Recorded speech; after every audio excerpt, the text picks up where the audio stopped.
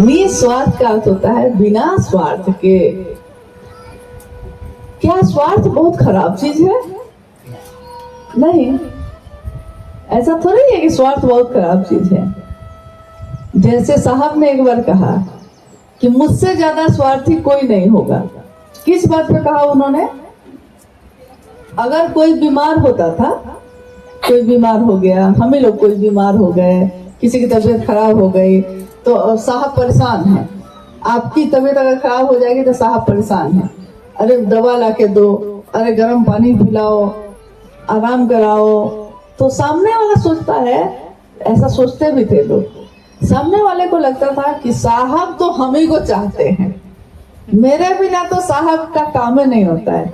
नेपाल में एक गुरु भाई उस समय कहते थे, मतलब हो गया कुछ साल हो गए इस बात को, यहाँ तक कि वो कहते थे कि मेरे बिना तो साहब 2 गिलास दूध लेके पीते थे। गुरु भाई कहते थे कि 1 गिलास मेरे लिए है, 1 गिलास साहब के लिए, क्योंकि साहब मेरे बिना दूध पीते ही नहीं है। साहब को पता चला ये, साहब ने कहा कि अरे मैं तो दूध ही नहीं पीता हूँ मैं तो चाय में भी दूध नहीं लेता हूँ हाँ, तो साहब की परवाह को देखकर सामने वाले को लगता था कि साहब हमें को सबसे ज्यादा चाहते हैं और मेरे बिना तो साहब का काम ही नहीं चलता है, इसलिए हमको तो जाना ही पड़ेगा। क्या करें, साहब बुलाए हैं, जाना ही पड़ेगा। साहब ने कभी किसी को फोन करके नहीं बुलाया है, साहब के पास लोग खुद ही आते हैं। हाँ, होता है, हर जगह ऐसा है। तो साहब ने एक बार कहा कि आप सोचते हैं कि मैं आपकी परवाह करता हूँ, मैं आपकी देखभाल करता हूँ,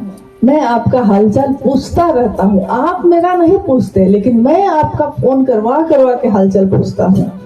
क्यों पूछता हूँ? क्योंकि मुझसे बड़ा स्वार्थी कोई नहीं है, मैं बहुत स्वार्थी हूँ। आप क्या सोचते हैं कि मैं स्वार्थी नहीं?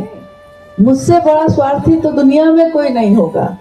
मैं आपकी परवाह करता ही इसलिए हूँ कि आप ठीक रहिएगा, तब ना मेरे महादेव का काम करिएगा। आपकी तबीयत ठीक रहेगी तब ना मैं आपको 10 जगह दौड़ाऊंगा, भेजूंगा। इसलिए मैं आपकी तबीयत को ठीक करता हूँ, इसलिए मैं आपके लौकिक जीवन की परेशानियों को कम करता हूँ, महादेव से बात करके कम करता हूँ, महादेव से लड़ाई करके कम करता हूँ, क्योंकि आप ठीक रहिएगा तभी आप मेरे महादेव का काम करिएगा। तो मुझसे बड़ा स्वार्थी कोई नहीं है। आपने कहा कि मैं निस्वार्थ भाव से महादेव का काम कैसे करूं?